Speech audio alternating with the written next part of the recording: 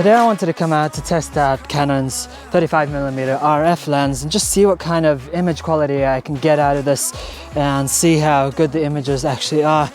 It is a macro lens as well, which I think is kind of handy. I don't do that much macro, but I think in some cases it can be quite useful. But the only thing I don't like about this lens so far, at least, is that the front element extrudes out and it just looks a little bit like it's going to end up collecting dust or water in there, which I don't really feel so comfortable with, especially when I'm out taking photos when it's raining or snowing and stuff. And I think that can be a little bit risky, but I'm just gonna have to see what it's like, and hopefully the image quality is gonna be good. But I mean, for what it costs, I think it could be quite a steal. But anyway, let's get out and see what I can find. Obviously, I do mostly landscape photos when I'm out, and I think it could be interesting just to see what I can use this for. And if I do, I will try and get a few macro shots as well. So I'm just gonna head my way up a hill quite close to home and see what kind of compositions I can find.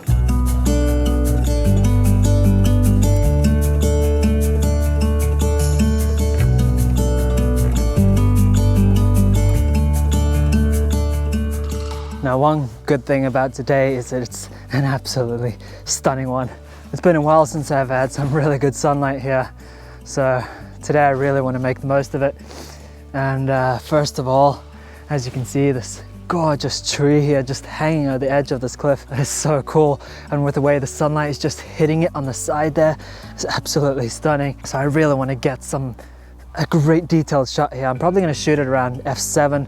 And I'm not going to shoot at the angle you're looking at right now. I'm probably going to go a little bit further down, because what I want to do, the sun is just there, and I kind of want to place it behind the smaller tree, and hopefully by shooting at f7 I'll get a little bit of a sun star. I don't want too much of a sun star, but just to add that little extra detail in there. But I think this will give a nice pop just because of the way the tree is backlit. I think it'll look absolutely stunning. And I think I'm gonna get some good detail out of this. So I'm gonna shoot it also at 1/125th of a second, and I have my ISO down to 100, which is great, because then I don't have to worry about any noise or anything in the picture. Then again, I don't really care about that too much nowadays, but I still like to get as much of a crisp image as I can. Anyway, let's just see what I end up taking.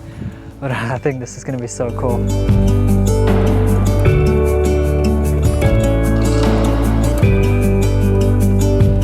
So I was just thinking, while I'm still up here at this section, you can see this beautiful view behind me right now, and the light is just hitting the background really nicely.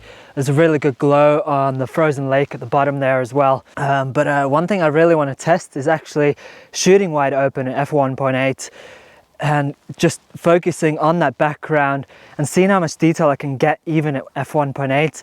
Obviously, what I'm going to try and do is I'm actually going to shoot under the tree here, so I get some of this branch going over, and it kind of just creating a little bit of a frame and something to add a little bit more interest into the image.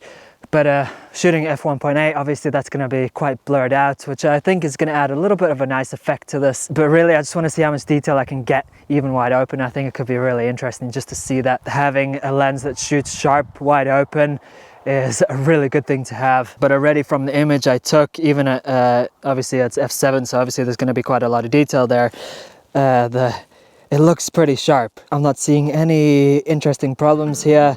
There's no problems with chromatic aberration, at least not that I can see, and that I haven't really had in a lens for a while, and I think that's an excellent bonus. So far I'm liking it, but I'll see how I feel about it towards the end of this video and after getting a couple of more shots. But anyway, let's just take a look at this and see what the detail can be. I'm going to zoom in quite a lot just so you can see that detail, and then you'll see the image in full afterwards, just so you can get an idea of what exactly I've taken a photo of.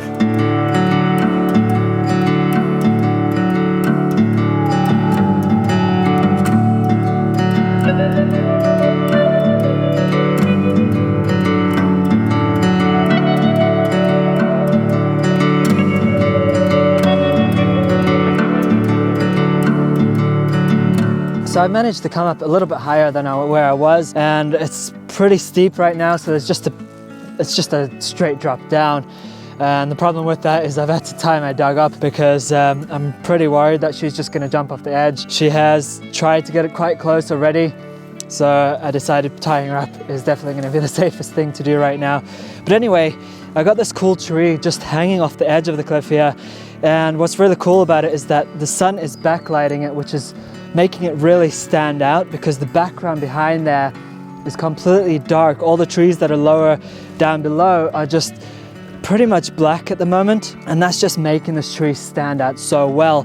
And after looking at the image that I took last at f1.8 of that background there, it was really sharp and pretty stunning. So I think I'm going to do the exact same thing here again, shoot at f1.8, but I'm going to focus on that tree, and obviously the foreground is what's going to be the focus here, and that background will hopefully blur out quite nicely but still have that really nice dark effect. So this tree should hopefully really stick out. At least that's what I'm hoping for. And I'm gonna have to shoot this at around 1/400th of a second, and I think that'll work out really nicely. This lens does have stabilization, so I could probably shoot this down to 1/40th of a second. But obviously it's really bright right now, so having a fast shutter speed is pretty good, and that will make sure I get as much sharpness out of this as possible.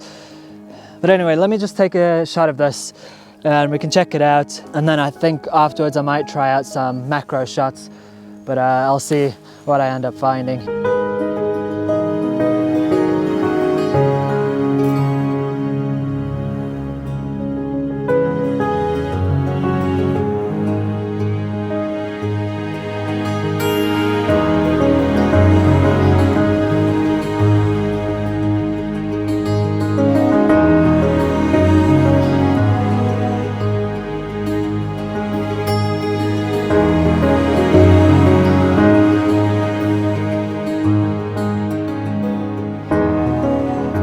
I just found these ice crystals hanging off the side of this rock side here, and I thought it'd be quite an interesting composition just to test out the macro capabilities.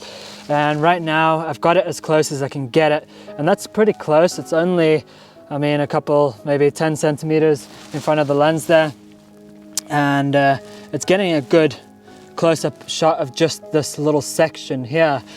And I'm focusing on the little bubbles that are actually inside the ice there. And I've actually set up my phone here just to get some light on it, just to add a little bit more of a pop to the ice, just so that you get some more contrast and detail out of this. And what I'm going to do is I'm going to shoot this at f1.8 just so you guys can quickly see what that looks like, which I'll show you right now. And as you can see, it's quite a nice image. It's nicely blurred out in the background and it's really cool, but the depth of field is so narrow that you're just not getting that much out of it. So you're getting those bubbles in the center there, but you're not really getting that much detail. So I've decided that I'm gonna shoot this at f8 just to maximize that detail and draw out all those pieces of detail and bubbles inside that piece of ice. And I think it'll make quite a nice image. I wasn't aiming here to get something special, but it was mainly just to test out the macro capabilities. Normally I think I would prefer to use a longer lens for macro, but I think this could be quite nice actually, and from what I can see on the back of the screen, it is quite a nice feel to it and quite a nice bit of detail. So I'm going to actually shoot this at almost 1 second and at f8, and I have my ISO down to 100 as well. But I think, yeah, it could be a little bit nice, just a quick way to test out the macro. Like I said, I don't do this that much, but I think there are times where it can really come in handy. So anyway, let's just check out the final image and check out all that detail that you get out of it.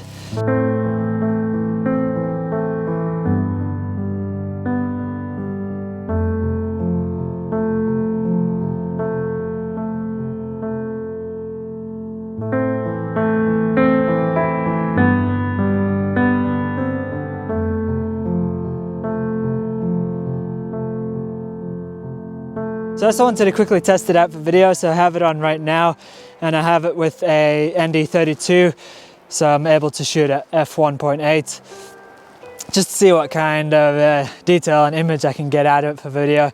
But anyway, I think today I'm finished. it was nice just to get out and test this lens out. And this isn't exactly a review, but it was more about just getting out, trying this lens out for myself and bringing you guys along, just so if any of you are interested or were thinking about getting this lens, I just wanted to quickly show you what kind of images you would get. But I think from what I've seen so far, it's pretty pleasing and the images are quite nice.